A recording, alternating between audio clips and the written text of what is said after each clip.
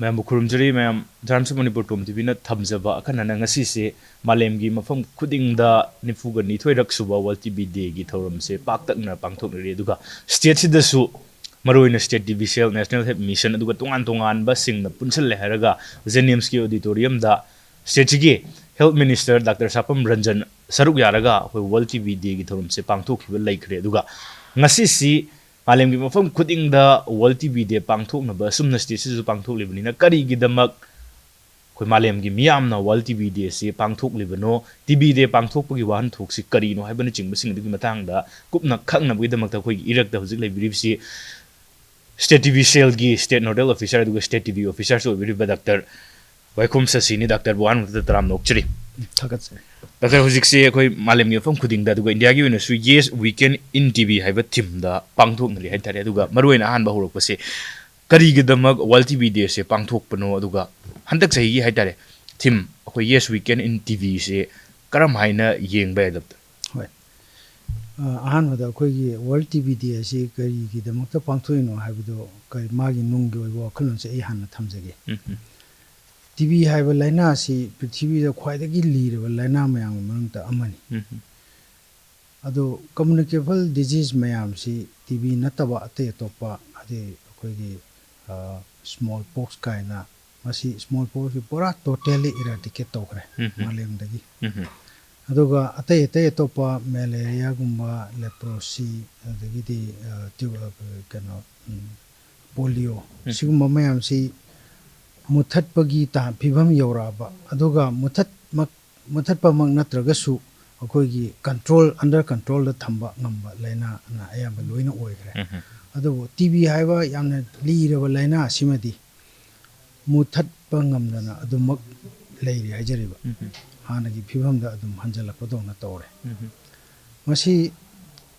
असेंबगी मसीगी वारी सी यामना कुइरबा अखोयगी थाइनगी history दगी TV से अदुम लेरंबगी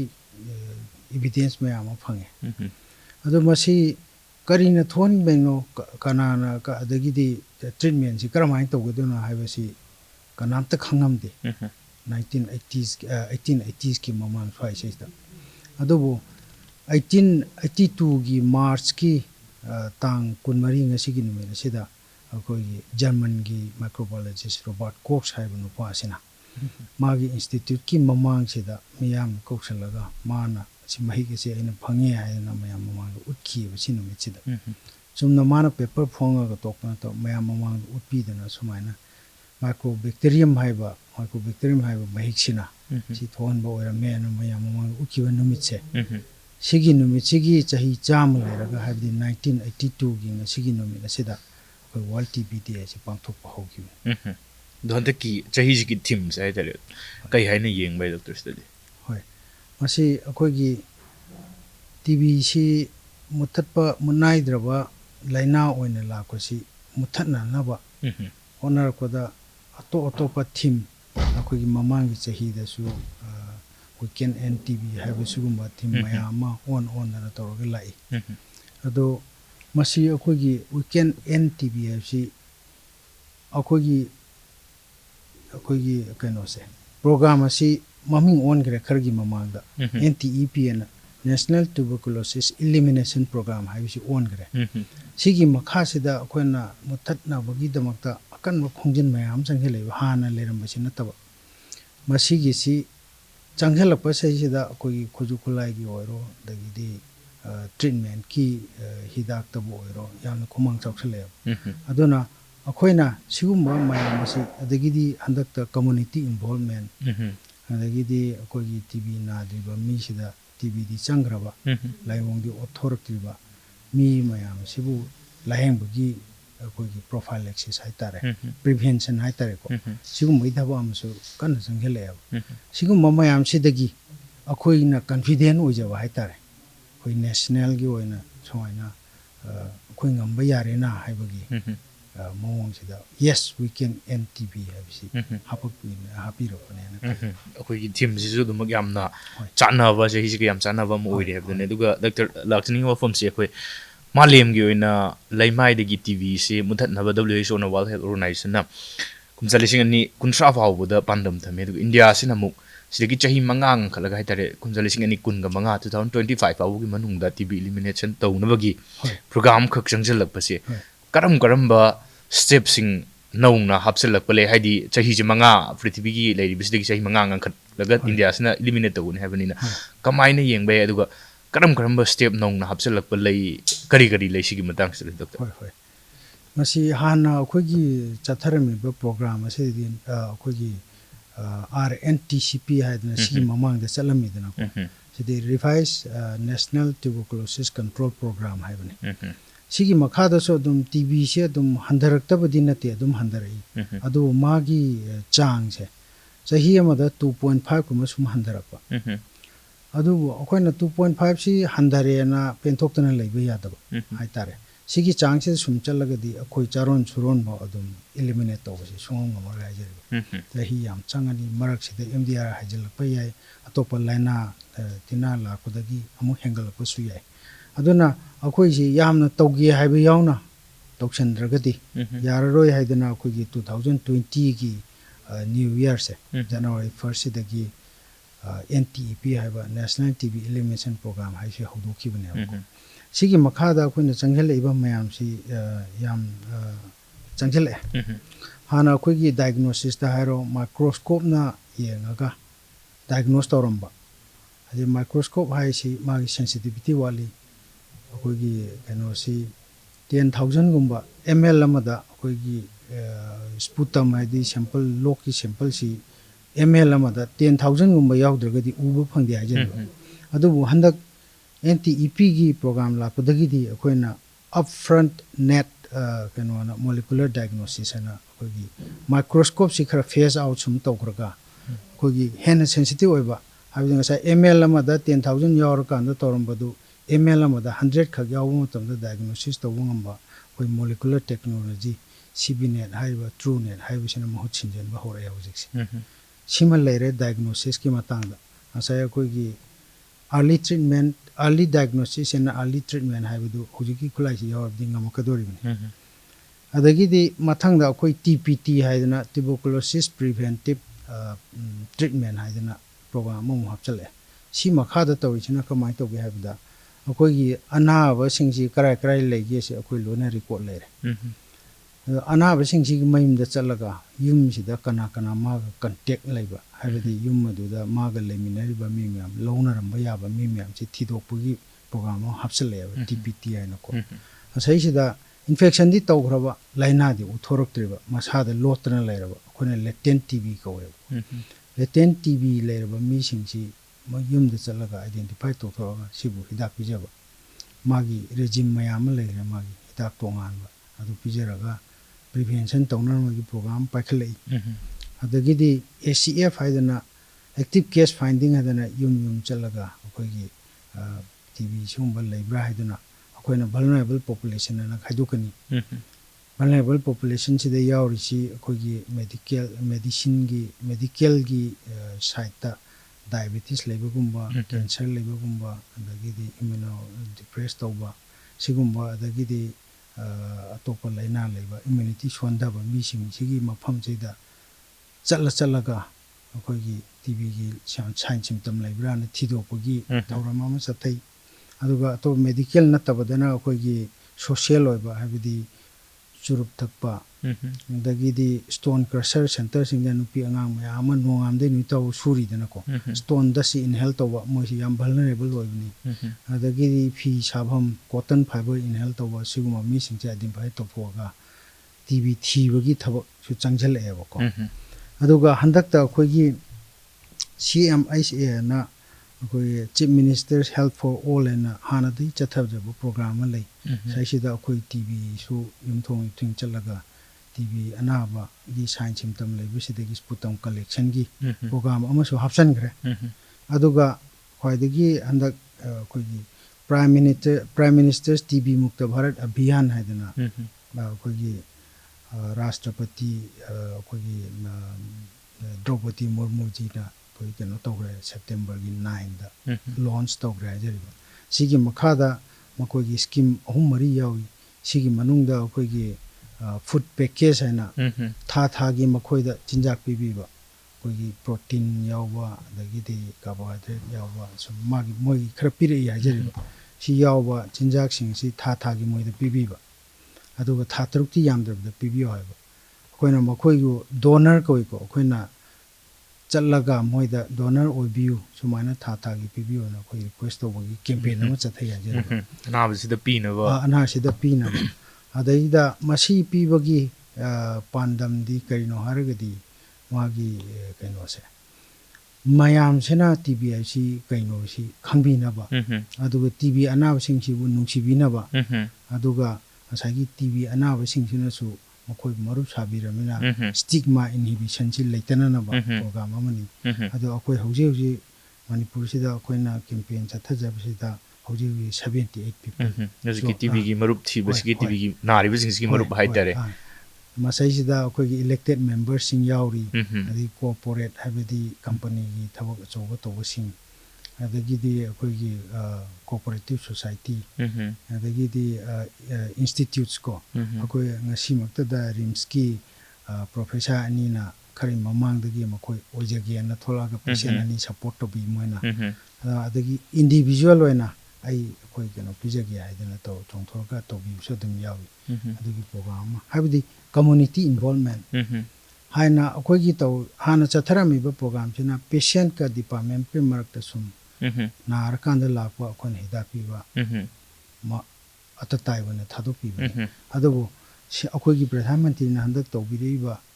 ꯈꯣꯡꯖꯪꯁꯤꯗꯗꯤ community ꯃꯌꯥꯝꯁꯦ ꯂꯣꯏꯅ ꯏꯟꯚꯣꯜቭ ꯇꯧꯃꯤꯟꯅꯁꯤ ꯑꯗꯨꯒ ꯇꯤꯕꯤꯁꯤ ꯃꯨꯠꯊꯠꯁꯤ ꯍꯥꯏꯕꯒꯤ ꯌꯥꯝ ꯐꯖꯕ ꯋꯥꯈꯜꯂꯣꯟ ꯀꯔꯤꯒꯨꯝꯕ ꯀꯝꯃꯨꯅꯤꯇꯤꯒꯩꯁꯦ ꯂꯣꯏ ꯌꯥꯎꯔꯛ ꯇꯥꯔꯒꯗꯤ ꯑꯩꯈꯣꯏꯗ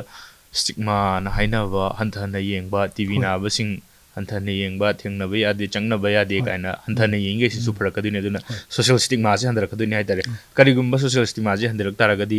ꯄꯦꯁꯦꯟꯈꯩꯁꯤꯅ ꯇꯁꯦꯡꯅ ꯍꯤꯗꯥꯛ ꯆꯥꯔꯒ ꯐꯒꯗꯕ ꯂꯩꯅꯥ ꯑꯣꯏꯕꯅꯤꯅ ꯍꯥꯏꯇꯥꯔꯦ ꯃꯣꯏꯅ ꯍꯤꯗꯥꯛ ꯆꯥꯕꯗꯨꯗ ꯌꯥꯝ ꯅꯨꯡꯉꯥꯏꯅ ꯆꯥꯔꯒꯗꯤ ꯑꯗꯨꯝ ꯃꯨꯠꯊꯠꯄ ꯉꯝꯒꯅꯤ ꯑꯗꯣ ꯍꯧꯖꯤꯛ ꯍꯧꯖꯤꯛ ꯁ꯭ꯇꯦꯠꯁꯤꯗ ꯗꯣꯛꯇꯔ ꯀꯩꯅꯣꯁꯦ ꯑꯦꯛꯇꯤꯚ ꯄꯦꯁꯦꯟꯁꯦ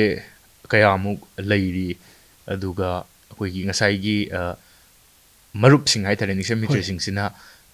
ꯑꯗꯨꯝ ꯃꯁꯤꯡ ꯍꯦꯟꯒꯠꯂꯛꯀꯅꯤ ꯍꯥꯏꯕꯒꯤ ꯊꯥꯖꯕ ꯂꯩꯕ꯭ꯔꯥ ꯑꯗꯨꯒ ꯅꯤꯛꯁꯟ ꯃꯤꯇ꯭ꯔꯁꯤꯡꯁꯦ ꯂꯥꯛꯄꯗꯒꯤ ꯍꯧꯖꯤꯛꯁꯦ ꯁꯣꯁꯤꯌꯦꯜ ꯁ꯭ꯇꯤꯛꯃꯥꯁꯦ ꯑꯗꯨꯃꯛ ꯍꯟꯊꯔꯦꯅ ꯂꯧꯕ ꯌꯥꯕ꯭ꯔꯥ ꯈꯔ ꯃꯈꯩꯗꯤ ꯀꯔꯤ ꯐꯤꯕꯝꯗ ꯂꯩ ꯗꯣꯛꯇꯔ ꯍꯧꯖꯤꯛꯁꯤ ꯑꯩꯈꯣꯏꯒꯤ ꯅꯤꯛꯁꯥꯏꯅ ꯑꯩꯈꯣꯏ ꯁꯣꯐꯋꯦꯌꯔ ꯑꯃ ꯂꯩ ꯑꯅꯥꯕꯁꯤ ꯍꯦꯛ ꯅꯥꯕꯒꯤ ꯗꯥꯏꯒꯅꯣꯁ ꯇꯧꯔꯒ ꯃꯁꯤꯗ ꯅꯝꯕꯔ ꯑꯃ ꯄꯤꯔꯒ ꯔꯦꯖꯤꯁꯇ꯭ꯔꯦꯁꯟ ꯇꯧꯏ ꯍꯦꯛ ꯔꯦꯖꯤꯁꯇ꯭ꯔꯦꯁꯟ ꯇꯧꯈꯤꯕꯒ ꯃꯥꯁꯤ ꯀꯔꯝꯕ ꯁ꯭ꯇꯦꯇꯁꯇ ꯂꯩꯔꯤ ꯍꯥꯏꯕꯁꯤ ꯑꯩꯈꯣꯏꯒꯤ ꯏꯟꯗꯤꯌꯥꯒꯤ ꯃꯐꯝ ꯈꯨꯗꯤꯡꯃꯛꯇꯒꯤ ꯌꯦꯡꯕ ꯌꯥꯏ ꯍꯥꯏꯖꯔꯤꯕ ꯃꯁꯤ ꯁꯤꯡꯖꯃꯩ ꯍꯥꯏꯔꯣ ꯑꯩꯈꯣꯏꯒꯤ ꯀꯩꯅꯣ ꯍꯥꯏꯔꯣ ꯄꯣꯔꯣꯝꯄꯥꯠ ꯍꯥꯏꯔꯣ ꯁꯤꯗ ꯇꯤꯕꯤ ꯑꯅꯥꯕ ꯀꯌꯥ ꯂꯩ ꯁꯤ ꯅꯤꯛꯁꯥꯏ ꯍꯥꯏꯔꯤꯕ ꯄꯣꯠꯁꯤ ꯑꯗꯨꯝ ꯍꯥꯡꯗꯣꯛꯄꯗ ꯂꯣꯏꯅ ꯊꯣꯛꯆꯔꯦ ꯍꯥꯏꯖꯔꯤ ꯇꯣꯝꯕ ꯀꯧꯕ ꯆꯥꯎꯕ ꯀꯧꯕ ꯑꯩꯈꯣꯏꯒꯤ ꯃꯤ ꯑꯁꯤ ꯉꯁꯤ ꯍꯤꯗꯥꯛ ꯆꯥꯈ꯭ꯔꯕ ꯍꯤꯗꯥꯛ ꯆꯥꯗꯕ ꯀꯌꯥꯝ ꯀꯨꯏꯔꯦ ꯂꯣꯏꯅ ꯌꯦꯡꯕ ꯌꯥꯕ ꯄꯣꯠ ꯑꯃ ꯃꯈꯣꯏꯅ ꯁꯦꯝꯃꯦ ꯑꯩꯈꯣꯏꯅ ꯁꯤꯒꯤ ꯃꯇꯨꯡ ꯏꯟꯅ ꯑꯩꯈꯣꯏꯒꯤ ꯍꯧꯖꯤꯛꯐꯥꯎꯗ ꯂꯩꯔꯤꯁꯤ 1292 ꯄꯦꯁꯦꯟꯠꯁ ꯂꯩꯔꯦ ꯑꯗꯨꯒ ꯑꯩꯈꯣꯏ ꯍꯧꯖꯤꯛ ꯑꯩ ꯉꯁꯥꯏ ꯍꯥꯏꯖꯈꯤꯕ ꯅꯤꯛꯁꯥꯏ ꯃꯤꯇ꯭ꯔꯁꯤꯅ 78 ꯂꯩꯔꯦ ꯍꯥꯏꯖꯕꯗꯣ ꯁꯤꯒꯤ ꯃꯅꯨꯡꯗ 38ꯅ ꯑꯩꯈꯣꯏꯒꯤ ꯏꯂꯦꯛꯇꯦꯠ ꯃꯦꯝꯕꯔꯁꯅꯤ ꯍꯥꯏꯖꯔꯤꯕ ꯑꯗꯩ ꯏꯟꯗꯤꯕꯤꯖꯨꯋꯦꯜ ꯏꯟꯁꯇꯤꯇ꯭ꯌꯨꯠꯁ ꯃꯌꯥꯝꯁꯤꯅ ꯉꯁꯤꯐꯥꯎꯗ ꯄꯤꯕꯤꯔꯤ ꯑꯩꯈꯣꯏꯅ ꯍꯥꯏꯕ ꯃꯇꯝꯗꯁꯨ ꯑꯗꯨꯝ ꯅ꯭ꯌꯨꯇ꯭ꯔꯤꯁꯅꯦꯜ ꯁꯄꯣꯔꯠꯁꯤ ꯄꯤꯒꯦꯅ ꯑꯗꯨꯝ ꯆꯣꯡꯊꯣꯛꯄꯤꯔꯛꯏ ꯃꯌꯥꯝ ꯁꯤꯒꯤ ꯔꯦꯠꯁꯤꯗ ꯑꯩꯈꯣꯏꯅ ꯀꯦꯝꯄꯦꯟꯁꯤ ꯁꯨꯝ ꯆꯠꯊꯔꯛ ꯇꯥꯔꯒꯗꯤ ꯑꯩꯈꯣꯏꯗ ꯑꯗꯨꯝ ꯇꯤꯕꯤꯁꯤ ꯃꯨꯠꯊꯠꯄꯗ ꯌꯥꯝꯅ ꯑꯩꯈꯣꯏ ꯀꯝꯃꯨꯅꯤꯇꯤ ꯏꯟꯚꯣꯜꯚꯃꯦꯟ ꯑꯩ ꯉꯁꯥꯏ ꯍꯥꯏꯖꯈꯤꯕꯗꯣ ꯁꯤ ꯇꯧꯔꯒ ꯑꯗꯨꯝ ꯌꯥꯕꯒꯤ ꯄꯣꯁꯤꯕꯤꯂꯤꯇꯤ ꯑꯃꯗꯤ ꯂꯩꯌꯦꯅ ꯈꯜꯂꯤ ꯑꯗꯨꯝ ꯍꯥꯏꯔꯤꯕꯁꯤꯡꯁꯦ ꯃꯌꯥꯝ ꯁꯔꯨꯛ ꯌꯥꯔꯒꯗꯤ ꯑꯗꯨꯝ ꯑꯄꯨꯟꯕꯒꯤ ꯊꯧꯗꯥꯡꯁꯦ ꯂꯧꯃꯤꯟꯅ ꯇꯥꯔꯒꯗꯤ ꯇꯤꯕꯤ ꯃꯨꯠꯊꯠꯄꯁꯦ ꯀꯝꯃꯨꯅꯤꯇꯤ ꯏꯟꯚꯣꯜꯚꯃꯦꯟꯁꯤ ꯌꯥꯎꯔꯛꯑꯒꯗꯤ ꯑꯩꯈꯣꯏꯒꯤ ꯃꯤꯁꯤꯡꯗꯨꯅ ꯇꯤꯕꯤ ꯍꯥꯏꯕꯁꯤ ꯑꯁꯨꯛ ꯌꯥꯝ ꯂꯩꯕꯣꯔꯦ ꯑꯩꯈꯣꯏ ꯂꯩꯀꯥꯏꯗ ꯇꯤꯕꯤꯁꯤ ꯑꯁꯨꯛ ꯍꯥꯟꯅ ꯁꯨꯈꯪ ꯈꯪꯗꯅ ꯑꯩꯈꯣꯏꯒꯤ ꯄꯦꯁꯦꯟꯠꯇꯨꯒ ꯗꯤꯄꯥꯔꯠꯃꯦꯟꯠ ꯈꯛꯇ ꯁꯨꯝ ꯂꯩꯔꯝꯕꯗꯒꯤ ꯂꯩꯀꯥꯏ ꯌꯥꯎꯅ ꯌꯥꯎꯁꯜꯂꯝꯃꯤ ꯑꯩꯈꯣꯏ ꯂꯩꯀꯥꯏꯁꯤꯗ ꯃꯤ 5 ꯂꯩꯔꯝꯃꯦꯅꯦꯍꯦ ꯑꯗꯨ ꯑꯣꯏꯔꯒꯗꯤ ꯑꯩꯈꯣꯏ ꯃꯌꯥꯝ ꯆꯪꯗꯅ ꯃꯣꯏꯁꯤ ꯃꯇꯦꯡ ꯄꯥꯡꯕꯤꯁꯤ ꯑꯗꯩ ꯁꯤ ꯑꯅꯥꯕꯁꯤꯡꯁꯤ ꯋꯦꯜ ꯇꯨ ꯗꯨ ꯑꯣꯏꯕ ꯃꯤ ꯌꯥꯝꯅ ꯑꯣꯏꯗꯕꯁꯨ ꯌꯥꯝ ꯌꯥꯎꯋꯦ ꯍꯥꯏꯖꯔꯤꯕ ꯂꯩꯇꯕꯅ ꯑꯌꯥꯝꯕꯅꯦ ꯍꯥꯏꯕꯀꯣ ꯑꯗꯨꯅ ꯃꯈꯣꯏꯁꯤꯗ ꯆꯥꯅꯤꯡꯉꯥꯏ ꯊꯛꯅꯤꯡꯉꯥꯏ ꯂꯩꯇꯕ ꯇꯤꯕꯤ ꯍꯥꯏꯕꯁꯤꯗꯤ ꯍꯛꯆꯥꯡ ꯁꯣꯟꯊꯔꯀꯥꯟꯗ ꯆꯪꯕꯅ ꯑꯌꯥꯝꯕꯅꯤꯗꯣ ꯑꯗꯨꯅ ꯃꯈꯣꯏꯗ ꯄꯤꯕꯤꯕ ꯑꯗꯨꯒ ꯑꯩꯈꯣꯏꯒꯤ ꯇꯤꯕꯤꯒꯤ ꯗꯥꯏꯒꯅꯣꯁꯤꯁ ꯈꯪꯗꯦ ꯇ꯭ꯔꯤꯠꯃꯦꯟ ꯈꯪꯗꯦ ꯄꯩꯁꯥ ꯑꯗꯨꯝ ꯆꯪꯉꯦ ꯍꯥꯏꯖꯔꯤꯕ ꯄꯩꯁꯥ ꯆꯪꯕ ꯁꯩꯁꯤꯗ ꯑꯩꯈꯣꯏꯒꯤ ꯀꯦꯇꯥꯁꯇ꯭ꯔꯣꯐꯤꯛ ꯑꯦꯛꯁꯄꯦꯟꯗꯤꯆꯔ ꯍꯥꯏꯅ ꯑꯃ ꯂꯩꯌꯦꯕꯀꯣ ꯀꯦꯇꯥꯁꯇ꯭ꯔꯣꯐꯤꯛ ꯑꯦꯛꯁꯄꯦꯟꯗꯤꯆꯔꯗꯤ ꯀꯩꯅꯣꯗ ꯑꯩꯈꯣꯏꯅ ꯇ꯭ꯔꯤꯠꯃꯦꯟꯠꯀꯤ diagnosis ki tawnabu honayngida aigi chanabu walakwa haitare hingmada warakpa sigumbagi pochi thohanganu haibne zero catastrophic ko expenditure lehlo haibne adui makhada akoina nisai mitra si thiraga sumaina changhel nisai mitra thiraga changhel pani aduga community involvement si lairabani na dumang muthat pasi su dumang hena kumang yongsen ba aduga hena mai pak po oigani haibagi wafam dhani lai se aduga hauzik se doctor kaino se patient jing haitare hoi social stigma se dum karam khai leibagi pawde dum phangna ba aduga patient sing aduga public sing sida haitare state gi SNO aduga STO mo oin haitare kadi appeal haitare makoi se adumak lochal lagal lay bana phare na dum khan ba haitare tholo harga tholok ta ba ado kari gumba moi se tholok ta tar ga di hoina sum dum that na changjeli se mutat bangam moi doin haitare duna khuding makki thaudang se lemina bani doctor gi site gi mokoida kari wafam gadi haning bale hadi TV se eliminate tawna bohna bada mokoi gi thaugang sing do lawna ba matem tan fambi akoina dum radio da TV da toina lawjeri ba akoi gi science symptom ahumari le hajeri ba akoi gi hafta ani de hena lok khura ba adagi di numdang arum la hora ba ko sanga adagi haksang gi arum ba handara ba lok khu de I yawra ba taning thaning da ba kola ba sigumba akoi gi laiwong sing je la ga di thuna manakna kwa layang sangda chalaga layang thopiu kogi district khudima ki DMC na microscopy center leiba mafam sida contact toga karai chalaga diagnose tawni loina khangba ngawgani ado akoigi population sida ayambadi lok he khure haraga koi kapsira ma thakpa gumba adagidi kaino ma charaga namjan biba si tawbi ganu yaring hi thopiro diagnosis tawsi haibisi hajin dilga stage da akoigi center sing haitare treatment center du screening center se TB gi oina kaya myam na lei du ka hoigi ahoina sun tada bu su pilot project oina ga district se khallaga TV se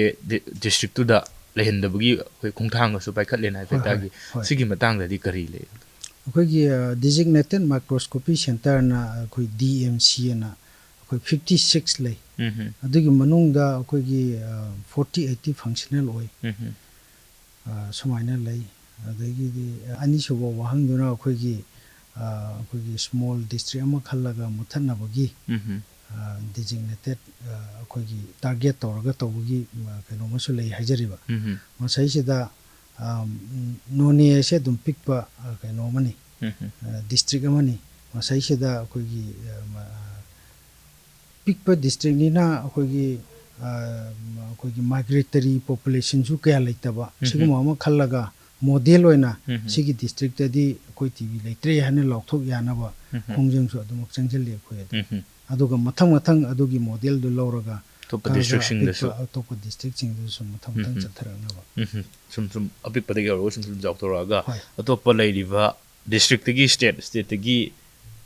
laibak se haitare laaga eliminate tawna bagi bandam du ni thammi se ju fawda akoigi state division gi maikai digi lakpa data se khwai digi yamba si Imphal West district sina khwai digi patient yamna leiba district oi gaduni aduga None district sina sum dagi patient amakhak leiraga hojiki pilot project ni changjel leiba khongthang sig madungna patient amakhak su leiraga khwai digi masing yamdana leiba akoigi TV patient masing yamdana leiba district amsu oiribane am nungai je doctor ngasi doctor gi chilba matam kaya kaithokpira haraga Nifuga ni thoirak suba wal TV de ga mari len tom TV na akhana na unabada sarugya bi doctor buthagat ba fong dokchari ngasi go inadi Times of Manipur tom TV na thamjaba akoi gi akhana ba wal TV de ga mari len na state division gi SNO Dr. Waikhum Sasi gu na raga wari batai sanabgi thorom matang se loisinjare duga miyam na su leiwa ki oina thamliba 2025 ta TV elimination tawna ba thamliba pandam si mai pak na bhona ba khoi khudingi lawphadra ba thawdang sing adu longwin si karigumba khoina lochil laga leiba taraga de khoi TV se kadung da muthat pangam moi aduna mayamna isa thoklak le haraga lawphadra ba thawdang sing du longwin raga TV malim gi leimai degi leiwa sigi muthat pada khoi khudingi thawdang ju longwin si haraga mfam degi kain na ba thang ni jiri pinavirsi khomjeri